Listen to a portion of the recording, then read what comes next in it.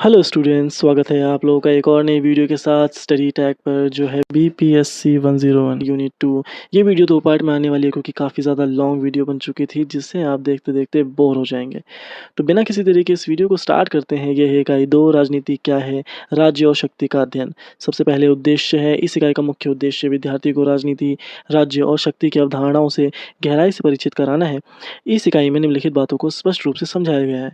सबसे पहला है राजनीति क्या है और उसकी प्रकृति क्या होती है, राजनीति को परिभाषित करने की कठिनाइयाँ, राज्य की संकल्पना और उसके प्रकार, रॉल्फ मिलीबैंड और मैक्स वेबर जैसे प्रमुख विचारकों के विचार, शक्ति और वैधता के बीच का संबंध, राजनीति को एक पेशे के रूप में समझना। इस इकाई के अंत तक विद्यार्थी राजनीति की कार्यप्रणाली, राज्य की भूमिका और शक्ति के प्रयोग की जटिलताओं को बेहतर तरीके से समझ सकेंगे। नेक्स्ट है परिचय। राजनीति मानव जीवन का एक अभिन्न हिस्सा है। ये केवल सरकार बनाने या चुनाव लड़ने की प्रक्रिया नहीं, बल्कि यह समाज के हर कोने में फैली हुई है। राजनीति उस प्रक्रिया का नाम है जिसके जरिए संसाधनों का वितरण, सत्ता का उपयोग और सामाजिक फैसले लिए जाते हैं। राजनीति का स्वरूप बहुआयामी है। ये केवल संसद, राष्ट्रपति, मंत्री या राजनीतिक दलों तक सीमित नहीं है, बल्कि यह परिवार, स्कूल, ऑफिस, धार्मिक संस्थाओं और अंतर्राष्ट्रीय संगठनों में भी देखने को मिलती है। ये सत्ता प्रभाव, सहमति, विरोध और व्यवस्था से जुड़ी है। एक जटिल सामाजिक गतिविधि है। जाहिर सी बात है कि राजनीति सिर्फ हमारे देश में ही नहीं, बल्कि हमारे छोटी छोटी जगहों पे देखने को भी मिल सकती है हमें। अगर आप देखेंगे तो आपको ये नोटिस हुआ कि हाँ, राजनीति हर जगह हो रही है। नेक्स्ट है राजनीति एक व्यवहारिक गतिविधि के रूप में। राजनीति केवल मंत्रियों, चुनावों या राजनीतिक दलों तक सीमित नहीं है। ये मानव समाज के हर एक उस पहलू से जुड़ी होती है जहाँ सत्ता, निर्णय, विवाद, समझौता और सामाजिक हित का प्रश्न आता है। राजनीति दरअसल एक व्यवहारिक गतिविधि है जिसका सीधा संबंध समाज की समस्याओं को हल करने, जनहित में नीतियाँ बनाने और सत्ता के वितरण से है। ये न केवल सरकारों की बल्कि आम नागरिकों की गतिविधियाँ भी है जो रोजमर्रा के निर्णयों से जुड़ी होती है। अगला है राजनीति को सटीक परिभाषित करना मुश्किल है। राजनीति शब्द हम प्रतिदिन सुनते हैं, अखबारों की सुर्खियों में, टीवी बहसों में, चुनाव प्रचार में, संसद में और यहाँ तक कि अपने आसपास की बातचीत में भी। लेकिन क्या कभी आपने सोचा है कि इस शब्द की कोई सटीक और एकमात्र परिभाषा क्यों नहीं है? ऐसा क्यों है कि दो अलग-अलग लोग या विचारक राजनीति को दो पूरी तरह अलग रूप में समझते हैं? यही इस अनुभाग का मूल प्रश्न है। राजनीति को सटीक परिभाषित करना क्यों कठिन है? सबसे पहला है राजनीति की जटिलता। राजनीति का स्वरूप इतना विस्तृत, गहन और विविध है कि उसे किसी एक वाक्य या परिभाषा में बांधना असंभव सा लगता है। कारण स्पष्ट है। कारण क्या है उसका? जैसे बहुआयामी प्रकृति है। राजनीति केवल चुनाव और सरकार तक सीमित नहीं है। ये समाज में होने वाली हर सत्ता आधारित क्रिया प्रतिक्रिया से जुड़ी होती है। जैसे कि संसाधन का वितरण, कौन कितना पाएगा, अधिकारों का निर्धारण, किसे क्या अधिकार मिलेगा, निर्णय लेने की शक्ति, कौन निर्णय लेगा और कौन मानेगा। ये सभी गतिविधियां, चाहे वो व्यक्तिगत हों, सामाजिक हो या संस्थागत, किसी न किसी रूप में राजनीति का ही अंग होती हैं। अगला है बदलते समय और संदर्भ के अनुसार राजनीति का बदलता अर्थ। सबसे पहला है प्राचीन भारत में राजनीति धर्म और नीति के साथ जुड़ी थी। प्लेटो और अरस्तु ये के यूनानी दर्शन में राजनीति सर्वोत्तम जीवन, द गुड लाइफ का माध्यम थी। मध्यकाल में यह सत्ता और सम्राटों के नियंत्रण तक सीमित हो गई। आधुनिक काल में यह जनता की भागीदारी, लोकतंत्र, नीति निर्धारण और निर्माण और वैश्विक संबंधों तक फैल गई है। इस ऐतिहासिक बदलाव से यह स्पष्ट होता है कि राजनीति का एक निश्चित अर्थ निकालना संभव नहीं है, क्योंकि यह समय समय पर समाज और संस्कृति के साथ बदलती रही है। अगला है विभिन्न दृष्टिकोण इसके। सत्ता केंद्रित परिभाषाएं। कुछ विचारक के अनुसार राजनीति वह प्रक्रिया है जिसमें कोई व्यक्ति या संस्था दूसरे पर शासन करती है। या फिर रॉबर्ट डाहल के अनुसार क्या है कि राजनीति सत्ता का अध्ययन है कि कौन क्या, कब और कैसे प्राप्त करता है। अगला है निर्णय निर्माण पर आधारित परिभाषाएं। डेविड ईस्टन ने राजनीति को मूल्य का अधिकृत वितरण कहा, यानी समाज में मूल्य यानी रिसोर्सेज, अधिकार, सुविधा आदि किसे, कैसे और कितने मिलेंगे, इसका निर्धारण राजनीति के माध्यम से होता है। अगला है संघर्ष और सहमति दोनों का मेल। राजनीति सिर्फ संघर्ष नहीं है, ये संवाद और सहमति की प्रक्रिया भी है। बर्नार्ड क्रिक ने राजनीति को शांतिपूर्ण संघर्ष का साधन कहा, यानी मतभेदों को बिना हिंसा के सुलझाना। और ये कैसे हो सकता है? ये राजनीति से हो सकता है। नैतिक दार्शनिक दृष्टिकोण। प्लेटो ने कहा कि राजनीति का उद्देश्य न्यायपूर्ण राज्य की स्थापना है। अरस्तु ने राजनीति को मानव के नैतिक और सामाजिक विकास का साधन माना। अगला है समकालीन दृष्टिकोण। आज की राजनीति केवल संसद या सरकार नहीं, बल्कि मीडिया, सामाजिक आंदोलन, अंतर्राष्ट्रीय संगठनों और यहाँ तक कि सोशल मीडिया के माध्यम से भी संचालित होती है। नेक्स्ट पॉइंट है राजनीति के लचीले और गतिशील स्वरूप के कारण परिभाषा कठिन है।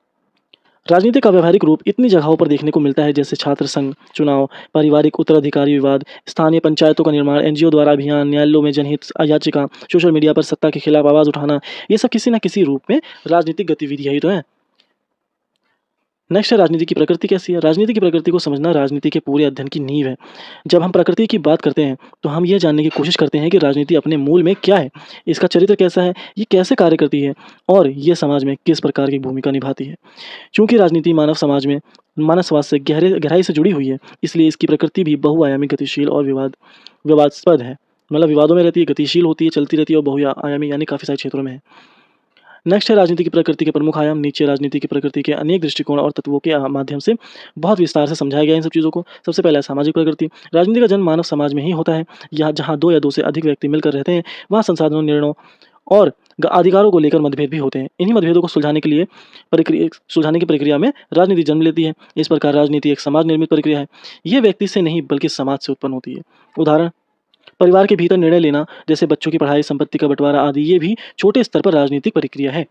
अगला है सत्ता आधारित प्रक्रिया। राजनीति का सबसे मूल तत्व है सत्ता। राजनीति हमेशा इस बात से जुड़ी होती है कि कौन निर्णय लेता है, कौन उस निर्णय को लागू करता है, किसके पास इन कार्यों के लिए शक्ति होती है। रॉबर्ट डहल ने इसे कौन, क्या और कब और कैसे प्राप्त करता है के रूप में परिभाषित किया। राजनीतिक सत्ता का प्रबंध है और सत्ता ही उसकी आत्मा है। तीसरा है संघर्ष और सहयोग की प्रक्रिया। संघर्ष और राजनीति केवल टकराव और विरोध नहीं है, बल्कि ये मतभेदों को सुलझाने का एक शांतिपूर्ण उपाय भी है। इसमें लोग अपने मत व्यक्त करते हैं, बहस करते हैं, निर्णय लेते हैं, कभी-कभी समझौते भी करते हैं। किसके अंदर? राजनीति के अंदर। बर्नार्ड क्री के अनुसार राजनीति शांतिपूर्ण से अस्तित्व की कला है। उदाहरण, भारत में संसद के भीतर बहस और बहुमत से विधेयक पारित करना। ये राजनीति के सहयोगात्मक पहलू को दर्शाता है। चौथा है निर्णय निर्माण की प्रक्रिया। राजनीति का मूल कार्य है निर्णय लेना। ये निर्णय यह तय करते हैं कि कौन से कानून बनेंगे, कौन से अधिकार किसे मिलेंगे, किसे योजना को प्राथमिकता दी जाएगी। ये निर्णय केवल सरकार या संसद में नहीं होते, बल्कि पंचायत, नगरपालिका, कॉलेज, संघ और कॉर्पोरेट बोर्ड मीटिंग तक में होते हैं। हर निर्णय जिसमें सत्ता का प्रयोग और सामाजिक प्रभाव हो, वह राजनीति का भाग होता है। पांचवा है सर्वव्यापकता। राजनीति केवल सरकार या चुनाव तक सीमित नहीं है, बल्कि यह परिवार से शुरू होकर कार्यस्थल, समाज, मीडिया, अंतर्राष्ट्रीय संगठनों तक फैली होती है। इसलिए राजनीति को सर्वव्यापी कहा जाता है। उदाहरण, किसी कंपनी में सीईओ का चयन, किसी विद्यालय में प्रधानाचार्य का निर्णय, ये भी राजनीतिक प्रक्रिया है। छठा है मूल्य आधारित और व्यवहारिक प्रकृति। राजनीति एक और मूल्य और आदर्शों जैसे न्याय, समानता, स्वतंत्रता की बात करती है, तो दूसरी ओर यह व्यवहारिक रणनीतियों जैसे गठबंधन प्रचार रणनीति का भी प्रयोग करती है। इसमें आदर्श और यथार्थ दोनों का मेल है। जैसे संविधान में मौलिक अधिकार एक नैतिक आदर्श है, जबकि चुनावी रणनीति एक व्यवहारिक कला है। सातवां है गतिशील और परिवर्तनशील प्रकृति। राजनीति समय के साथ बदलती रहती है। जैसे पहले राजनीति केवल राजा और दरबार तक सीमित थी, अब जनता, सोशल मीडिया, एनजीओज और अंतर्राष्ट्रीय एजेंसियां भी राजनीति भूमिका निभा रही हैं। इसके बारे में जैसे हमने ऊपर से हम पढ़ते हुए आ रहे हैं कि एनजीओज कैसे निभा रही हैं और कंपनियां, अंतर्राष्ट्रीय एजेंसियां कैसे ये अपना रही हैं राजनीतिक गतिविधियां। ठीक है। आठवां है विचारधारा आधारित प्रकृति। राजनीति केवल सत्ता के लिए संघर्ष नहीं, बल्कि ये एक विचारधारात्मक लड़ाई भी है। जैसे पूंजीवाद बनाम समाजवाद, दक्षिणपंथ बनाम वामपंथ, धर्मनिरपेक्षता बनाम सांप्रदायिकता। राजनीति में भाग लेने वाले दल और नेता किसी न किसी विचारधारा से प्रेरित होते हैं और वही उनकी नीतियों को प्रभावित करती है। नेक्स्ट है राजनीति मानव स्थिति की एक अपरिहार्य विशेषता। राजनीति केवल संस्थाओं, दलों या सरकार तक सीमित नहीं है, ये वास्तव में मानव जीवन और सामाजिक संबंधों की मूलभूत आवश्यकता है। जब भी दो या दो से अधिक व्यक्ति किसी साझा संसाधन, निर्णय या उद्देश्य को लेकर एक दूसरे से संपर्क करते हैं, वहाँ राजनीति जन्म लेती है। इसलिए यह कहना कि राजनीति मानव स्थिति की एक अपरिहार्य विशेषता है, केवल एक दर्शन नहीं बल्कि एक सामाजिक यथार्थ है। ये कथन दर्शाता है कि राजनीति उतनी ही आवश्यक है और अनिवार्य है जितना कि भाषा, विचार या सामाजिकता। इसकी मुख्य व्याख्या क्या कहती है कि आइए अब हम इस कथन को कई स्तरों पर विस्तार से समझते हैं। सबसे पहला है मनुष्य एक सामाजिक प्राणी है और जहाँ समाज है वहाँ राजनीति है। अरस्तु ने कहा था man is a political animal. इसका अर्थ है कि मनुष्य अकेला नहीं जो जी सकता, वह समाज बनाता है और उसमें नियम और संस्थाएं विकसित करता है और इन्हीं संरचनाओं में राजनीति पनपती है। उदाहरण, आप एक परिवार में रहते हैं, वहाँ यह तय करना कि किसके पास निर्णय लेने का अधिकार होगा, जैसे विवाह, संपत्ति, शिक्षा, ये भी एक प्रकार की घरेलू राजनीति है।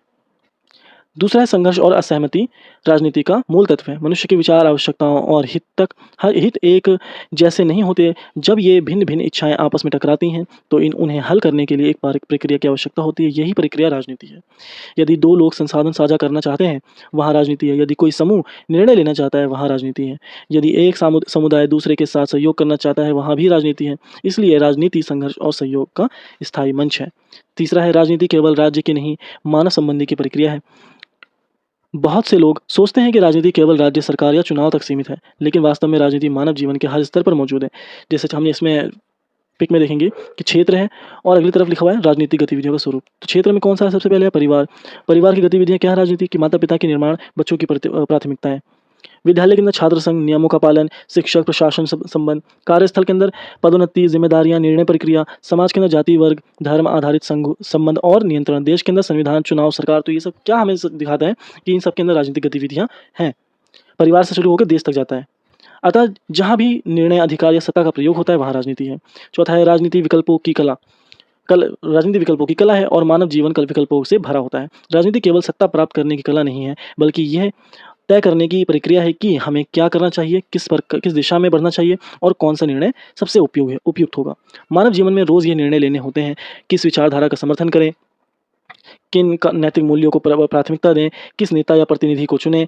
हर बार जब हम निर्णय लेते हैं, हम एक राजनीतिक प्रक्रिया में भाग लेते हैं। पांचवा है राजनीति और नैतिकता, एक गहरी अंतक्रिया। राजनीति केवल सत्ता या रणनीति नहीं है, ये एक नैतिक दायित्व भी है। यह तय करने की प्रक्रिया है कि समाज में क्या न्यायपूर्ण है, किनके आधार की अधिकारों की रक्षा होनी चाहिए, अल्पसंख्यकों को कितना प्रतिनिधित्व मिलना चाहिए। इसलिए राजनीति केवल चुनाव नहीं बल्कि मानवता का नैतिक विस्तार भी है। छठा है राजनीति का निरंतर विकास और परिवर्तनशील स्वरूप। चूंकि मानव समाज लगातार बदलता है, इसलिए राजनीति भी स्थिर नहीं रहती। जैसे जैसे तकनीक बढ़ी है, सोशल मीडिया, डिजिटल अभियान, सामाजिक चेतना बढ़ी है, जैसे महिलाओं, LGBTQ+, आदिवासी की भागीदारी, राजनीति भी उन परिवर्तनों को समेटने और नियंत्रित करने की कोशिश करती है। इस प्रकार राजनीति मानव अस्तित्व का न केवल परिणाम है बल्कि उसका साथी भी है। नेक्स्ट है राजनीति क्या है। राजनीति शब्द सुनते ही अधिकतर लोगों के मन में नेताओं की बयानबाजी, चुनावी रैलियां या संसद की बहस आ जाती है। लेकिन क्या वास्तव में राजनीति केवल सत्ता की होड़, चुनावी प्रतियोगिता और राजनीतिक दलों की चालबाजी तक सीमित है? नहीं, राजनीति इससे कहीं अधिक गहरी, विविध और समाज के हर पहलू से जुड़ी हुई चीज़ है। इसे समझने के लिए हमें इसके अर्थ, परिभाषा, कार्य और प्रभाव को कई स्तर पर देखना होगा। हम स्टार्टिंग से यही सब चीज़ें पढ़ते आ रहे हैं और हम इसको और डिटेल में पढ़ते जा रहे हैं। तो आई होप आप लोग को समझ में आ रहा होगी कि चीज़ें बार बार रिपीट हो रही हैं। जैसे मुख्य विषय वस्तु क्या है इसकी पहले, कि राजनीति की मूल परिभाषा क्या है। राजनीति एक सामाजिक प्रक्रिया है जिसके माध्यम से कोई समाज सामूहिक निर्णय लेता है, संसाधन का वितरण करता है, सत्ता का उपयोग और नियंत्रण करता है। सरल शब्दों में राजनीति वह प्रक्रिया है जिसके द्वारा यह तय किया जाता है कि कौन क्या निर्णय लेगा, कब लेगा और किन संसाधनों का के साथ लेगा। नेक्स्ट है दूसरा, राजनीति का शाब्दिक और ऐतिहासिक अर्थ है। राजनीतिक शब्द संस्कृत के दो शब्दों से बना है। पहला राज यानी शासन, नियंत्रण, और नीति मतलब मार्ग या उपाय, यानी राजनीति। ठीक है। इस प्रकार राजनीति का अर्थ है शासन करने की नीति या समाज को संचालित करने की प्रक्रिया। यूनानी भाषा में पॉलिटिक्स शब्द जो पॉलिस से आया है, जिसका अर्थ था नगर, राज्य, वहाँ राजनीति का अर्थ था सार्वजनिक मामलों में नागरिकों की भागीदारी। इस प्रकार राजनीति का इतिहास लोक कल्याण, निर्णय निर्धारण और सामाजिक संगठन से जुड़ा रहा है। तीसरा है राजनीति के विभिन्न दृष्टिकोण। राजनीति को समझने के लिए विभिन्न विचारकों ने इसे अलग अलग रूप में परिभाषित किया है। यहाँ पे विचारकों के नाम लिखे हैं और ये परिभाषा है या फिर दृष्टिकोण कह लो। कि सबसे पहला है डेविड ईस्टन। ये क्या कहते हैं कि राजनीति वह प्रक्रिया है जिसमें समाज के लिए आधिकारिक मूल्य तय होते हैं। हैरोल्ड लॉस्की क्या कहते हैं कि राजनीति राज्य की गतिविधियों से जुड़ी प्रक्रिया है। मैक्स वेबर क्या कहते हैं कि राजनीति सत्ता प्राप्त करने और उसका प्रयोग करने की प्रक्रिया है। और बर्नार्ड क्रिक क्या कहते हैं कि राजनीति समाज के भीतर शांति बनाए रखने का तरीका है। इन परिभाषा से पता चलता है कि राजनीति का संबंध निर्णय लेने, सत्ता के वितरण, संघर्ष के समाधान, सामाजिक संतुलन से होता है। चौथा है राजनीति के प्रमुख तत्व। जैसे सबसे पहला है सत्ता, कि राजनीति का मूल तत्व सत्ता। बिना सत्ता के राजनीति की कोई चर्चा नहीं हो सकती। कौन किस पर अधिकार रखता है, निर्णय कौन लेता है, ये सब सत्ता के बिना नहीं साबित हो सकता। ये सब सत्ता के सवाल हैं। दूसरा है निर्णय निर्धारण। राजनीति वह प्रक्रिया है जिससे समूह निर्णय लिए जाते हैं, जैसे शिक्षा पर कितना खर्च हो, टैक्स कितने वसूले जाएंगे, कौन क्या काम करेगा, कौन कहाँ जाएगा, किसे कितना संसाधन मिलेगा, ये सब चीज़ें होती हैं। हितों का टकराव समाधान। राजनीति ऐसे लोगों के बीच समस्या लाने का माध्यम है जिसके हित टकराते हैं। ये संघर्ष को हिंसा के बिना सुलझाने का तरीका है। अगला है नीति निर्माण। राजनीति के जरिए नीतियाँ बनाई जाती हैं जो समाज की दिशा और विकास को तय करती हैं। पांचवा है राजनीति का क्षेत्र।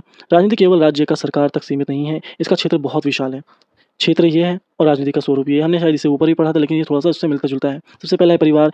निर्णय लेने में किसकी भूमिका हो। विद्यालय, प्रधानाचार्य और शिक्षकों के बीच नियम निर्धारण होते हैं। संगठन, पदों का बंटवारा, नेतृत्व की दौड़ होती है। ग्राम सभा के अंदर सड़क, पानी जैसे समस्याओं पर निर्णय कौन लेगा। राज्य और सरकार, कानून बनाना, नीति बनाना, युद्ध या शांति का निर्णय करना, ये किसका काम होता है, सरकार या राज्य का। छठा है राजनीति का उद्देश्य। सामाजिक व्यवस्था बनाए रखना, न्याय और समानता को सुनिश्चित करना, सत्ता और संसाधन का न्यायपूर्ण वितरण, व्यक्तिगत और सामूहिक हितों में संतुलन बनाना, यह राजनीति का उद्देश्य होता है।